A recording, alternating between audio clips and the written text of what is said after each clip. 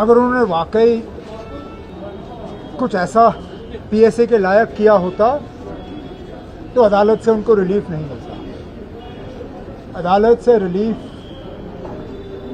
मिलने का जो मुझे लगता है उससे मतलब ये निकाला जा सकता है कि जो भी उनकी गलती रही वो पीएसए के तहत गिरफ्तार होने के लायक नहीं है।